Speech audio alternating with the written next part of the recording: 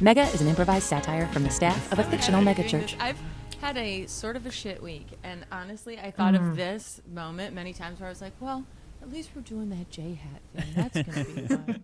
Oh, yeah, I call you J-Hat. Oh, God, I hope it delivers after a shit week. Damn it. All right, here we go. Okay. Yeah, it's already saved me. So I'll bring in Gray, per usual. And again, we can stop and start and laugh and be like, Great. I want to say that, but again, I'm going to do it better. Okay. Okay, I'll bring in Gray, and then I'll bring in you. Woohoo! Hiya, I'm Hallie Labont, and this is Mega, coming to you from Twin Hills Community Church, where every single week we're giving our mega church just a tiny family feel. We introduce you to members of our church staff and people from our community. Ooh, you know I believe it is a true treat and it is a treasure. Well, per usual, I'm joined by my co-host. He's the youth pastor for our high school ministry called Climax. Please welcome Gray Haas, everybody. Burning like a bush, parting like a sea, Hallie. How are you? Blessed, blessed, blessed, blessed, blessed, blessed, blessed. I am too blessed to be stressed, too anointed to be disappointed, and I almost said too gay not to pray. No, I can't say that. And too grateful to be hateful. Well, okay. I'll just bring her. You said fisher of men. Oh, yeah. Well, just like Jesus wants us to be... Well, Jesus wants us to be fishers of men, but today we got a maker of hats. Ladies and gentlemen, I am so thrilled to announce our guest today, Jen Hatmaker. Hey, you guys. Thanks for having me on. This is Welcome fun. to the program. God. Well, you know, I am just, I am kind of freaking out because, you know, as you all know as listeners, J-Hat and I have gotten really close, and we are just so grateful that you made time for us, Jen, because, you know, listeners have been pretty keen on keeping up with us and all that we're up to. So thanks so much for joining us. I always make time for my friends. So this whole new friend zone that we are in is so great. I am so happy to be here with you, Gray, and I'm so happy to meet you, Hallie. I am thrilled because I have heard so much about you. I feel like I know you. I know that you go around New York City, you like Broadway, Sure. You like to cook, you've got kids. And you know what, J-Hat? I know you've been through the ringer like we all have. We have all gotten knocked down by life and had our hearts broken and handed to us. And I just think it's so cool what you're pointing out is that it's our friends who help us get through, isn't it? Like if we have That's friends, right. we can survive anything. That's right. There's never too many friends. Mm-hmm. And this is why I'm so happy that I got to meet Gray, and he came into my life right on time. I'm I just need a trustworthy friend. Mm-hmm. And so he's just been so great to me. And so, of course, when he's would you like to meet Hallie? And would you like to come on the podcast? Which, you know, he doesn't actually talk that much about. So I don't actually talk a whole lot about church and stuff. And so I'm Right. yeah, I want to see what you do. I kind of want to see behind the curtain. Well, yeah, and I mean, I love that word friend, too, because friend can mean so many different things. And right now, I would even substitute, you know, friend for soulmate, something like that, because I think really what, you know, J-Hat and I have found, Hallie, is that, you know, we are not even thinking, we're so in the moment. And I think that is just awesome because, you know, not only do we not have to talk about all the stuff in our lives that's not important, right now we're just kind of focused on each other and, you know, having fun and getting connected and doing all that with the love of Christ and Jesus specifically. So it's just really awesome that she's here. And yeah, you know, friend, I like to say that's friend with a capital F. You know, I'm not even sometimes sure what that means. But Jen, I think a lot of people want to know, how did, you know, I don't ask you about this stuff because we've talked about it, that it's not important, but how did you grow up and where did you grow up? Well, I grew up in Kansas. Awesome. And it's, you know, I'd say fairly homogenous. I don't, it's kind of one kind of person, you know, that lives in Kansas. There's just the one demographic. Okay. And so, you know, that was sort of my worldview. That's really what I knew of the world. Great. And And I grew up in a pretty conservative, like pretty traditional Southern Baptist world. And, Awesome. you know, I'd never seen a woman take a microphone until I became an adult. Sure. And so, you know, I just didn't even know that was allowed. Like they were stealing the microphones?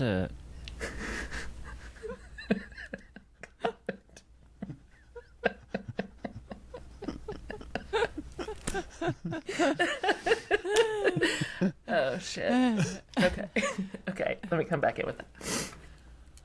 No, like, meaning, like, being ever in charge or, like, in front of people or in, you know, church okay. leadership, you know? Right. So I didn't know that that was, like, a beautiful whole way to be in the world, like, spiritually, really until I was grown. And so, and I live in Texas. Awesome. You know, which isn't hugely different than Kansas. There's just the two demographics, really. But, you know, so now I've kind of very much expanded, like, my faith perspective and, like, super excited to kind of be in a more progressive space. That is so awesome. Well, Twin Hills is nothing if not progressive. And to be honest with you, J-Hat, wait, what was I gonna... Wait, did you have a name like Benifer or, you know, when they put Hollywood couples? Well, Hass Hat was one of them, and then I didn't like that, and That's right. I changed it to Graymaker was the other one, hashtag Graymaker. That's right. Hat or Gray? Okay, I just want to, I don't have anything for that right now, but if it comes up, Yeah. Hass Okay. Hat or Graymaker? Hass Hat is hilarious because, like, you Yeah. are a true ass hat. Or Graymaker. So damn funny. Okay. I like that your thing though of like we're nothing but progressive here, and you know that you Totally. go Okay. Yeah, nailed us. yeah totally. Right. Well, we're nothing if not progressive here at Twin Hills, you know. Sometimes we even have a gal do the announcements at our leadership summit. It's so awesome. But I just want to say, because you seem like such a powerful human being, Oh, she is, female or Hallie. no. She totally is. And of course you took yourself from a 1 to a 2, and you got to Texas because you got a personality the size of Texas. And wait, where the fuck was I going to visit? And I just want to say, you know, it's understandable that you might be afraid a gal's going to steal a microphone, because ever since Eve in the garden grabbing that apple, you really got to keep an eye out on girls, because we can be wily, I tell you. It's the emotions. Jen, I'm sure that you and Gray don't get to talk about your emotional life because, you know, it's something that girls feel like we have to hide and all that. And I just want to tell you that, I don't know what I'm talking about here. And I just want to tell you that I'm such an emotional animal, and I cry a lot. You know, I feel things. I'm a feeler. And I have an empathy, and I can just feel what's coming off of you right now. You are just a creature of love, of courage, of strength, and of power. Oh, she totally is, Hallie. She That really is is. totally. Well, I love that you are so like deeply in touch with your feelings. This is one of the best things I've discovered as an adult, which is that women have absolute agency over their own bodies. And Oh. like we get to absolutely let our feelings and our hearts and our bodies lead the way. Like our intuition can be trusted, our bodies can be trusted, What? our discernment can be trusted. This is fantastic for me to hear you say this, Hallie, because this tells me like you are leading with the wisdom of a woman, which is probably going to save the whole earth. So, I mean, good on you. This is self-actualization that I'm hearing right now. You are progressive indeed. Really? I think that is so Yeah. true, Jen. And, you know, something that and we haven't talked about this specifically, you know, in all the time that we've spent together. But I like to sometimes imagine, you know, a relationship like ours is sort of like the bumper bowling, when you go bumper bowling. And you've got Jen, who's just this passionate, you know, kind of bowling ball, and she's like going down and she's trying to knock down all the pins. And I'm kind of the guy in the relationship, and I'm like those bumpers in the lanes, and I'm going, hey, maybe think about this, maybe think about that. And you know, and I just think that is that awesome dance that you get in a relationship like ours, which is like, you know, you've got the person who feels a lot, but then you've got the guy who doesn't have to feel anything and is kind of keeping the lady, you know, on track. Yeah, you see that a lot in with male-female relationships, as the guy often is the head and the gal is the heart. But that's what's so wild about being in your presence, Jen, is that it feels like you're also head. You're head and heart. Sorry. So stupid. Okay. That's a really interesting metaphor, Gray, because that's not really been my experience of our friendship. I don't really consider any man generally to be the bumpers on my lane. I don't really operate like that. So I think that's interesting that you see yourself as like keeping me on the rails in some way. That's curious. Or maybe, that's curious. okay, I maybe feel like I just- essentially have autonomy Totally. over everything about me, like my Totally. thoughts and my opinions Totally. and my choices. And so, I don't know, maybe yin and yang here, or just like you say it one way and I say another. It's fine. There's a lot to explore inside a friendship. Right, totally. A long-distance friendship like ours is going to have that, but also maybe I just also used the wrong imagery. Maybe I should say, like, the parachute on your helicopter, because, we should put those on helicopters because they crash all the time, just as Kobe. But also or like maybe the brakes on a train. Or the Oh yeah, I hate that when guys Yeah. say I'm the gas, she's the Oh, brakes. yeah, I hate that one. you're the gas, I'm the brakes. Maybe like kind of like in the rodeo, you need a clown to. You need, like in the rodeo, when the bull is kind of about to kill someone, you need a guy to run out there and go, "Hey, look over here!" Why the cowboy kind of figures out what he's up to and doesn't get impaled. So I guess what I'm saying is maybe I just used the wrong imagery there. But see, Hallie, this is what I love about our friendship. I'm putting that in quotes. That this is kind of this awesome give and take that Jen and I have. Jen, are there a lot of rodeos in Texas? Well, I don't really know. That's not really my deal. Oh. I have a whole, career. And so yeah. I travel, I speak, I teach. I teach. Really? And, we do some touring. I don't really have a ton of margin for, I guess, rodeos. Oh, yeah. I do believe they happen here, but yeah. Well, as an animal lover, I think they're kind of cruel. You know what, J-Hat?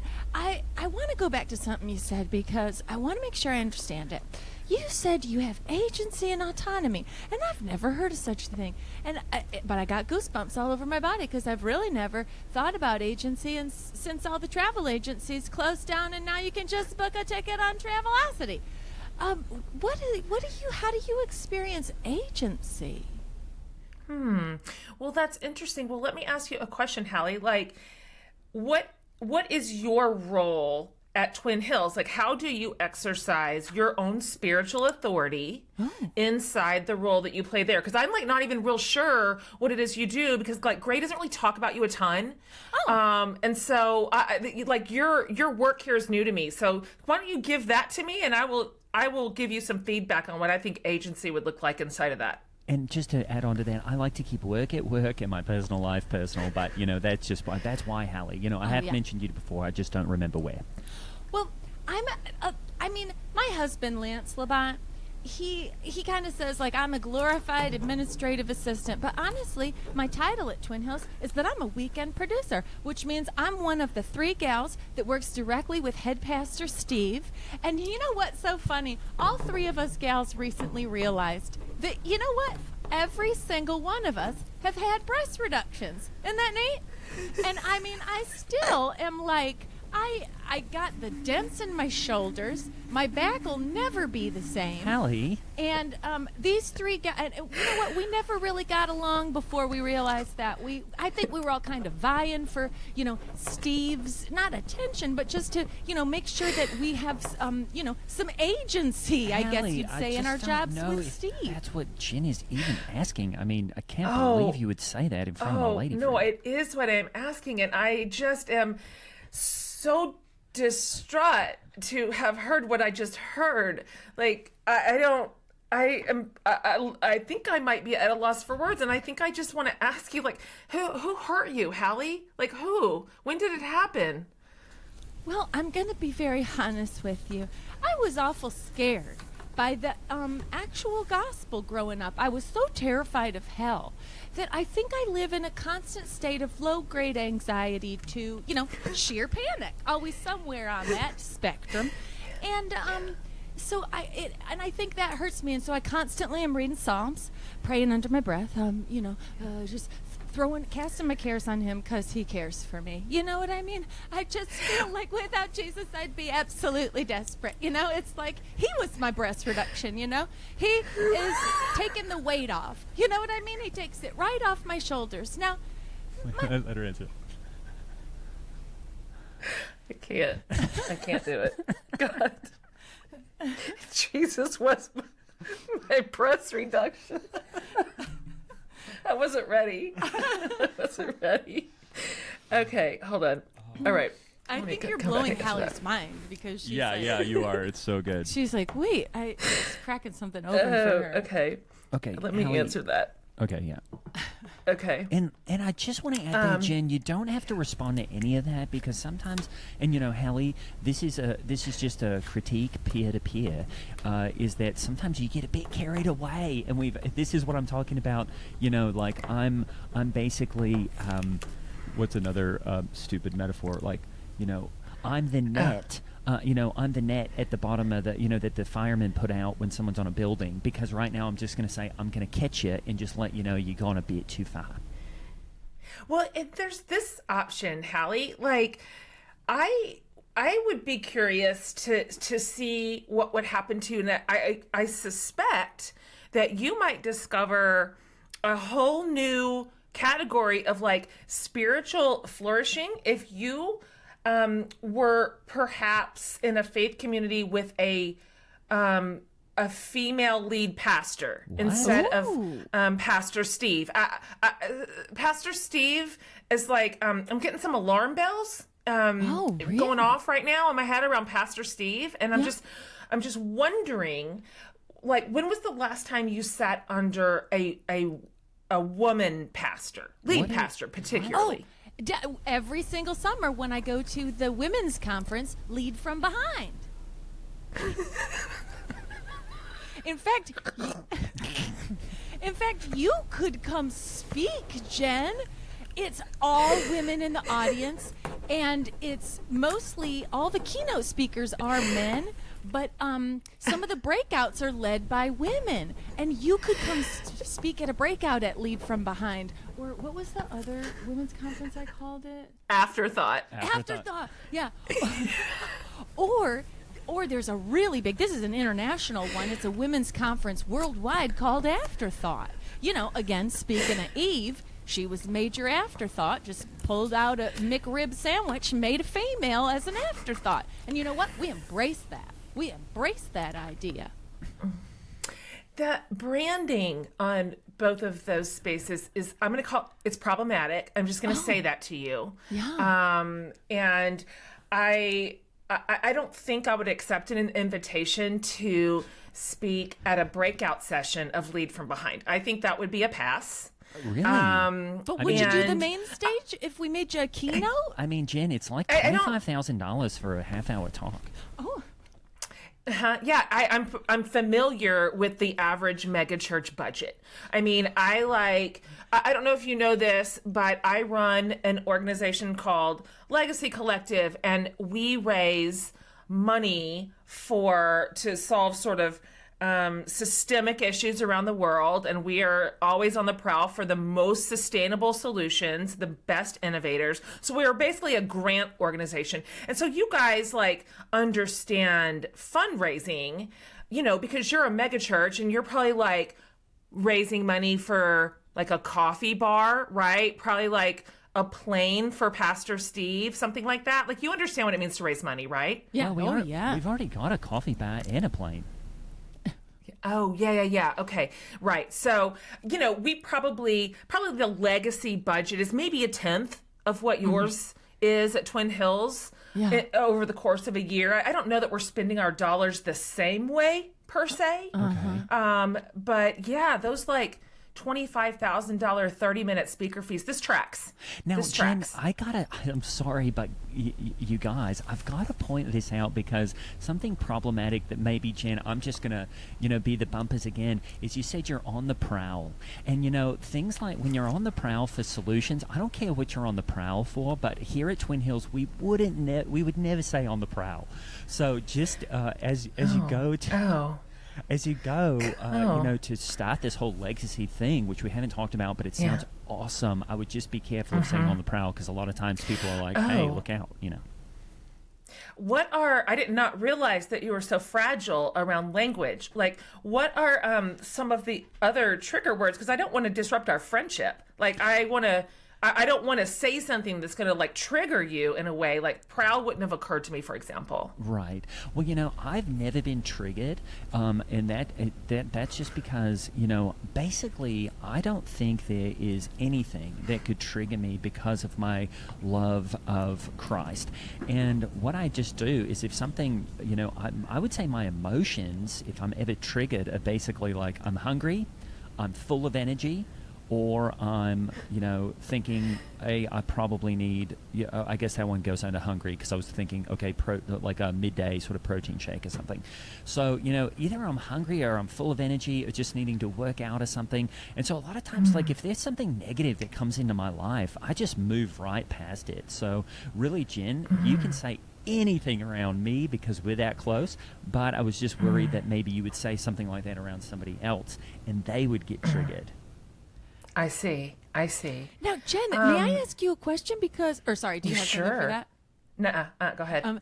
Because I've never heard anyone, make room for word sensitivity like you just did. And I just wish it were summertime, honestly, Jen, because I would like to go out on the campus here at Twin Hills and get in the lazy river with you and float all day because I feel like I have so much I could learn from you.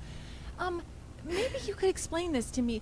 My husband, Lance Labont, he's one of those guys that, mostly acts like I'm not there, and that's fine. But he's always said things like, he's one of those guys that says things like, happy wife, happy life. And I know we're supposed to just kind of laugh at that, but recently I was like, no, something in that is bumping something in my spirit, and I can't figure out why. Do you know why? Yeah, I don't love that. Like, I don't love that. Yeah. And I have some concerns about parameters of your relationship with Lance. Let me ask you this. Does Lance invite you like deeply into the decision-making process in your family life? Like, do you know your bank accounts? Like, do you have your passwords? Do you make big decisions together? Does he see you as the equal that you are? I don't know. I mean, I'd have to ask him. He definitely makes me do all the taxes. He doesn't like that stuff. But I've started to use a guy for my taxes, and it's so helpful, Yeah, yes. Because you're a whole grown ass woman, and I don't know if anyone's ever told you that before. Is ass a trigger word? Like, is that a word we can say? I mean, okay, Hallie, I have told you this every now and then. This is what J-Hat is, she's going to let slip with. She's really living out loud. And when I say living out loud, both for Jesus and Christ specifically, but also kind of with, her words that she uses. And I say, look, guys, she's from Texas. She's going to do that kind of stuff. So I would never say that, but I do kind of love it when she gets a bit naughty.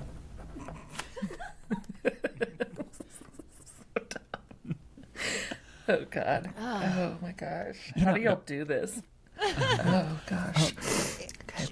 So I do want to kind of circle back away from this lady stuff, and I kind of want to go into what I would consider the reason that we really wanted to bring you on here, Jen, which is, why don't you tell the people a little bit about...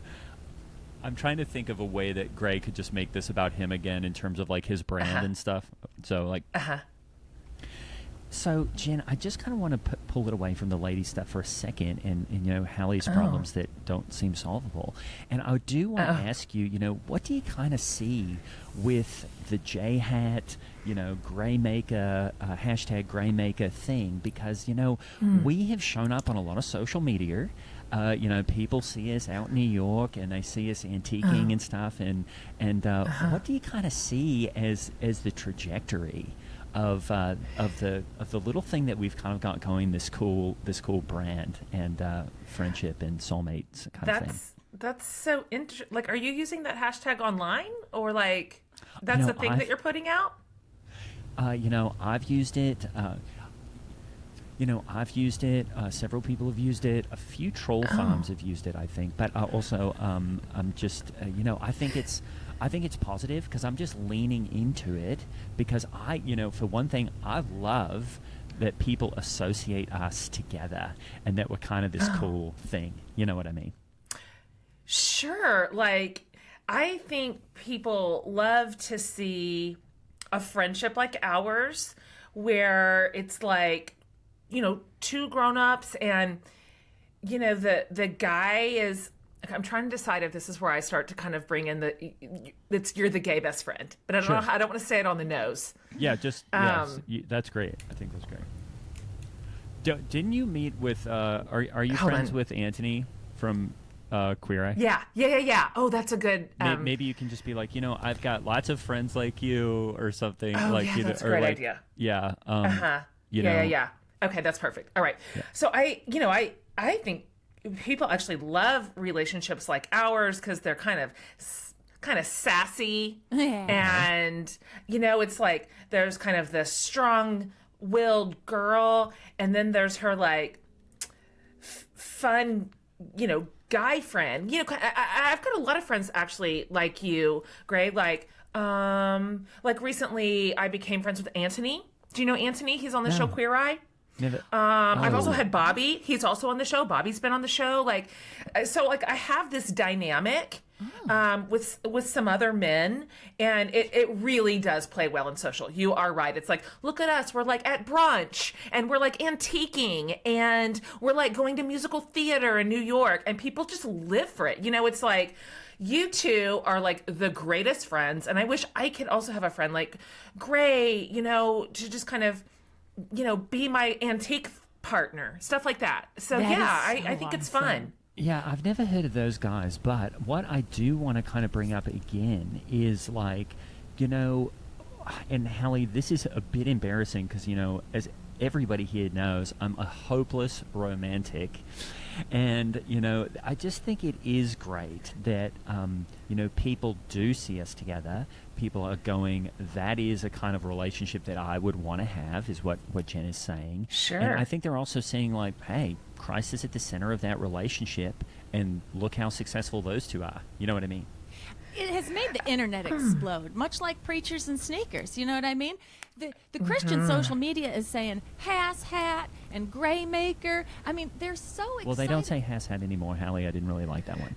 But Jen, I will say to you both that sitting here with you, I feel the chemistry. It's powerful. I mean, I almost feel like I'm being pulled in an undertow, like a riptide in Miami Beach. And I'll tell you what, Jen, you mentioned sassy, and you used a little word that rhymes with sass.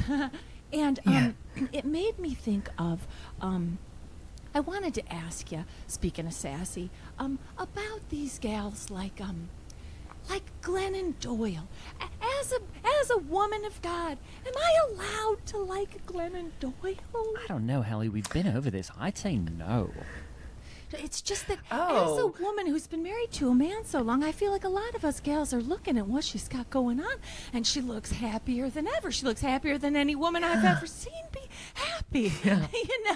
Same thing. Totally. Speaking of curse words, same thing like somebody like a Brene Brown, where they're talking sense, but every time I try to wrap my head around what they're saying, I feel like I'm going to crack right open because I'm only made out of shame. And if I try to break out of that, what would bring me to the throne room of Christ and cause me to be throwing myself in desperation at the feet of my Lord? You know what I mean, Jim? Oh, honey. Oh, okay. Oh, I see now. I see where we're at here. Okay. So first of all, you are 100% allowed to love Glennon, and I will let you know that Abby is the greatest thing that has ever walked the earth. And so, like, big celebration of their relationship, and it's just like, isn't it just amazing, you guys, that God makes us in so many different ways, right? Like, and He celebrates everybody that He makes, the way He creates us to love, and you know, like the containers that we get to fill. Like, this God is pretty incredible that out of His creativity and imagination, we get like a Glennon and an Abby, right? Fantastic. Yeah, and it seems like Abby even pays attention to her. And Abby's someone who likes sports, but she's not there glued to the ESPN. She's like talking to Glennon. It's very interesting. Isn't that interesting? I have said, like, of course, as you guys know, like, I kissed marriage goodbye. And I have said several times, like, I don't really know what is next for me, like, in my romantic future, but I 100% know that I wish I had a wife. And so, like, I get it. Like, I completely get it. I'm like, more wives for everyone, honestly. Like, that is truly, like, sounds like paradise. Wait, now did you kiss marriage goodbye like the I kiss dating guy goodbye kissed dating goodbye? I mean, you know, I was just trying to be clever, but yeah, like, you know, and he's had a hard little, he's kind of gone a different direction. Right. I mean, I kissed the I kiss dating goodbye guy goodbye. You kissed him goodbye because he kissed kissing dating goodbye. Well, he kissed God goodbye, and I said I'm kissing you goodbye, and I don't mean that I'm going to kiss him. I'm saying I'm kissing goodbye. The whole I kiss dating guy goodbye goodbye. Of course, you could kiss him. That's like completely allowed, Gray. Like, that is, there's not a thing wrong with that, of course. And, yeah, well, we all know what happened when Judas kissed Jesus, so. Oh, I guess that's a good example of a male-on-male kiss. It goes nowhere good. See what I'm saying? The only one in the Bible didn't go pretty well for those Next two thing guys. you know, the Son of God is being strung up on a cross. That's where a male-on-male kiss goes. Anyway, capital punishment. Hey, Hallie, and I hate to do this, but you know, sometimes Hallie does this, which is kind of makes it about her, and I'm kind of just wanting to say, Jen, you know, I think it's awesome that, you know, you have made these big changes in your life, and that, you know, you're being just more open and looking for different relationships. And I think that is what comes back to the sort of thing that we've built together, Hallie, is right now we're in this kind of we're in those early awesome stages where everything is exciting, and, you know, we're just spending a lot of time together, and we're not getting bogged down in all the stuff kind of that we've been talking about, which is, you know, do you listen to each other, or who makes decisions, or female stuff, you know, just all that stuff. Like, we're really just living in the moment, aren't we, Jen? Well, this is an interesting take on our relationship. And I am starting to wonder here if maybe we should have steered a little harder into those waters. Like, I didn't know some of your positions. Can we say positions? Is that a word we can say? Is that triggering? You're not going to be able to say that around a lot of liberals these days, but you can say anything around me. This is a safe space. And I don't even like to say safe space, because I think that is a ridiculous phrase. I think all spaces are safe. Okay. You know, so that's my belief, is that, you know, you're in a church, it's definitely a safe space, and you're with me, it's definitely a safe space. Can we do Are any of the other, like, staff members, like, somewhere in the LGBTQ spectrum? Like, are they safe, or, like, I'm assuming they're safe there, right? I mean, we've got people that, like, they do love BLTs. But we've got a couple of vegetarians around here, and that's problematic. But we give them a vegan option at the cafeteria. Oh, okay. Jen, forgive me if this is too personal a question, but I've been thinking it the whole day. Were you the hot girl in high school? God, can't. Oh my God. There's no way to prepare for these to come at you. Okay. Listen, this is a little bit embarrassing. Have Hallie ask that one more time, and I'm just going to do a little aside, and then Okay, keep all your right. thought. Do it again. Okay. Jen, sorry if this is too personal a question, but I can't get it off my mind. Were you the hot girl in high school? Hallie, yeah, she totally was, but anyway, Yeah. Jen. Probably homecoming queen, right? Oh gosh. In Kansas? Okay. I mean, you'd be a Kansas 10. I'm like an Indiana 6. Maybe 5.5. Oh, that's interesting. I don't know if that. I'm going to be honest with you. Like, that was back in my repressed days. Oh. And so I was like, that's when I dressed like super modest, like at all times. And this is no lie, you guys. I was voted as a senior. You know how the lists come out, like the prettiest girl, the best smile, like funniest boy, whatever. I was literally voted most inspirational. And so I don't feel like high school was those weren't my best years, you guys. Like, I actually, like, those were not my peak years at all. Now, Really? was I the head cheerleader? You know that I was. Yeah. And how did you But maintain your modesty as the head cheerleader? Modest is hottest. Also, I was voted most likely to clean jerk 320.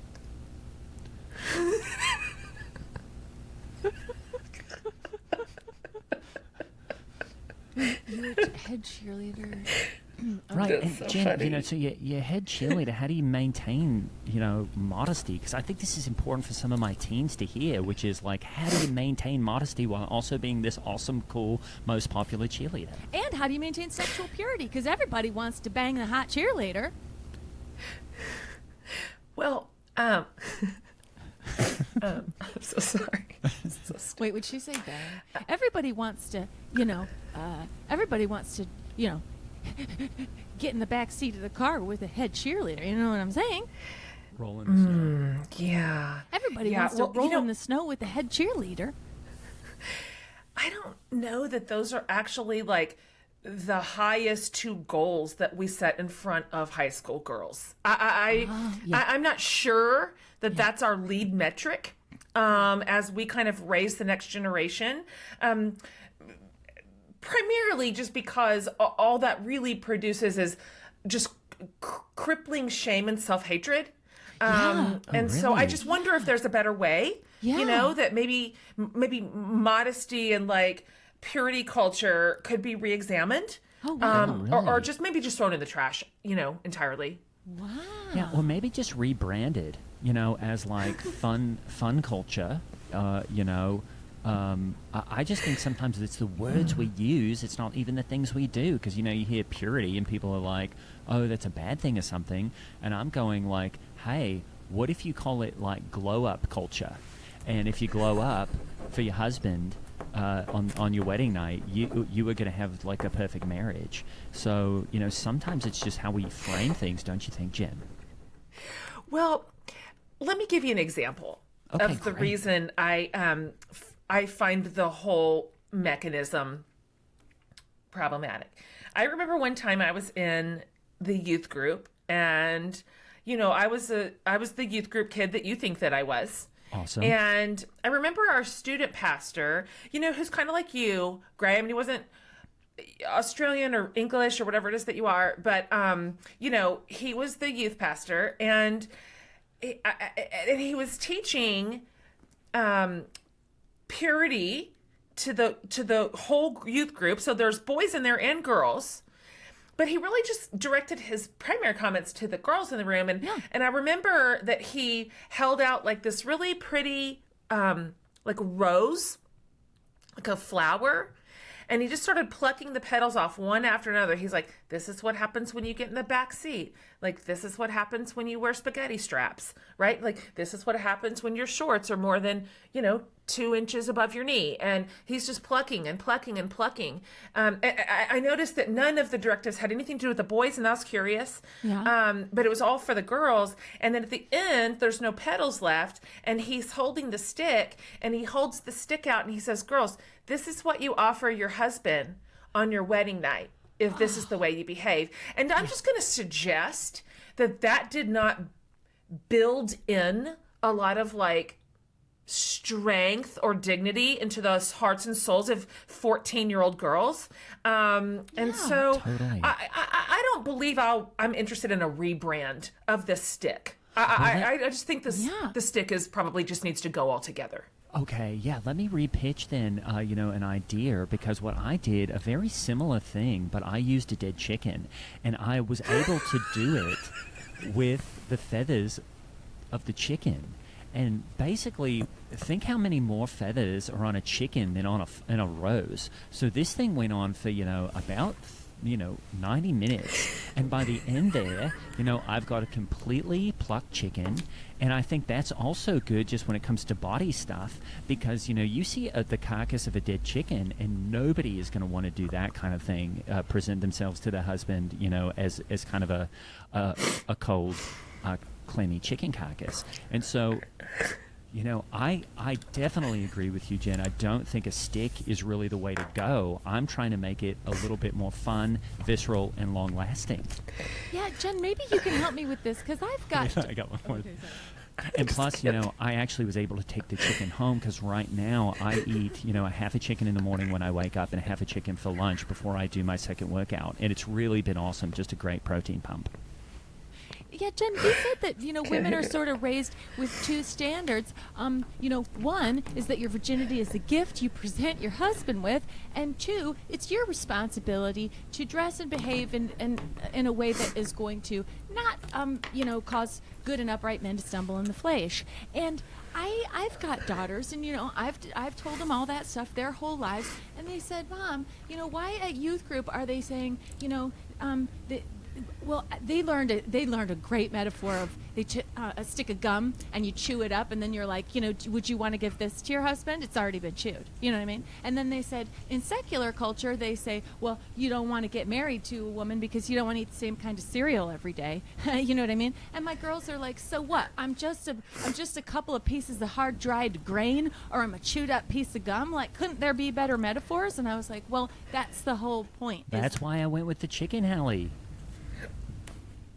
See, this is a part of the problem, and I don't believe there's a way to continue to reinvent this idea with just a new object. Okay. I think the messaging underneath it is really the problem. And so, did you know, you guys, there's whole other ways of being in the world in this. I don't know if you know that, like that Totally. the Twin Hills culture is not the center of the universe. Did you just know that there are interesting ways to talk about sexuality and to like raise up the next generation? Like, I don't know. Do we talk about sex on this podcast? I'm not exactly sure what the trajectory of this podcast is. Jen, I am telling you, this is a safe space, and yes, we do talk about it, and we do it in a really Christ-centered way. We had a whole episode called "The Marriage Bed is Undefiled." Oh, and what was the premise of that? That was about how there is a small group in Twin Hills where women are trying to restore their sexual virginity after a failed marriage. And Jen, I do want to ask you about that, because I know that you've been through it. And I just wanted to ask you if there was ever a moment, to be honest, if there was ever a moment when you were going through all that stuff, was there ever a moment where you honestly thought, I don't think I will be able to go on? Or did you always know, like, I'm going to be okay? Well, that's a lot of information, first of all, to take in. Second of all, I knew all along that I was going to be okay, because like all women, Yeah. I am smart. Yes. I have like control over my own body and mind and choices. Like, I am in charge of my own life. And and I don't have to wait for a man to make my choices for me. And so I knew all along, like, this is terrible, and this is not the way I saw this going, but I am always going to be okay because I am probably the most powerful person in the room. You know what I mean? Yeah. Like women are. Like women are. So Do you have any hobbies?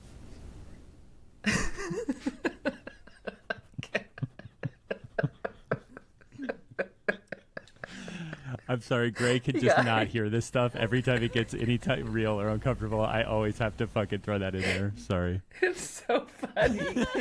It's so funny. Oh my gosh. We had we let her get so close to being real. And I know. We can't let her be real. I know. Wait. No, you can't. And It would you be can- too off brand. And you can snap back at me too, Jen, if you want to. If Okay. you want to finish that thought. Okay. That's great. Do you have any hobbies? Oh, hobbies? Sorry.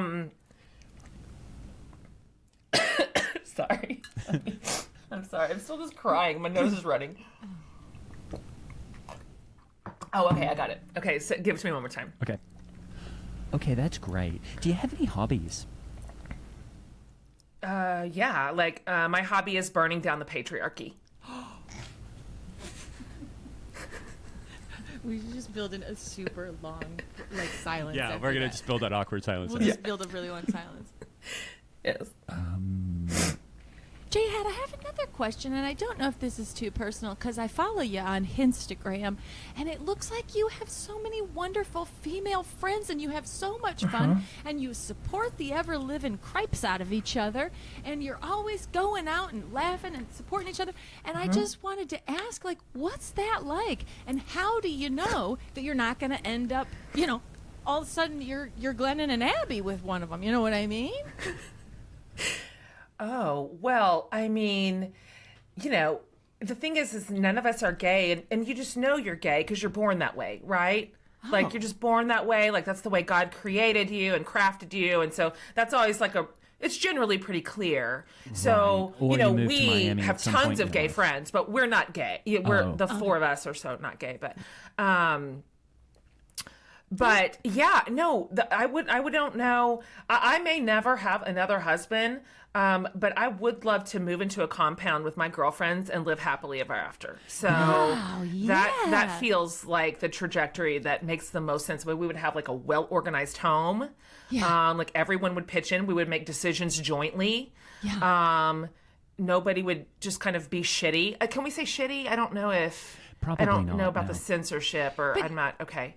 But you can be honest with each other. You can say, here's how I'm feeling, whether it's pleasant or not. You can just, let yourself be. Yeah? Yeah, that's how that works. Like, we have a confrontation, and we and we talk about it with like mature words, and totally. And then we worked through it, and we find solutions, and then our relationship is stronger for it. That's how women do. It's really a fascinating, it's fascinating to observe. Wow. And we're not hair triggered all the time. Like, our egos are not constantly in peril, because somebody else in the room is strong, because somebody else in the room takes up any oxygen at all, right? Yeah. And so it's a beautiful relationship. And then plus we like to drink wine. We like to watch The Bachelor. We watch the same shows. It's just. It sounds awesome. To be Believe me, Hallie, is it's awesome. a lot. Her lady friends are a lot. It's a lot, and really, I love it. I love that she's in these strong, awesome, you've got these awesome ladies around her, but it is a lot. And when I say it is a lot, I mean, it's a lot. You know what I mean, Jen? Isn't Yeah, it? but you It's know a what, lot. Gray? They love you too. And I know, it's awesome. your person, Clay's around us quite a bit. Yeah. And like my girlfriends are like, Jen, Gray and Clay are so cute. I'm like, Yeah. I know. Like, their chemistry is so adorable, and I love them together. Like, I love them together. And so I'm always happy when Clay is there, and my girlfriends are like, you guys, just the way you're out there living your life is so cute, and I just couldn't agree more. I mean, okay. I mean, Clay is annoying though. You're always in a better mood though when things are going well with you too. Great. Is there a button Yeah, but you for this? bicker. You know, you bicker. It's like a little old couple. It's real cute. Like, it's charming. He's just so. He's just okay. Yeah, I knew I shouldn't have brought him around with all these. It just, he just gets a bit annoying. Sorry. I feel like Well, we're fans. Like, we're fans of both Gray and Clay. And we just celebrate you guys. We really do.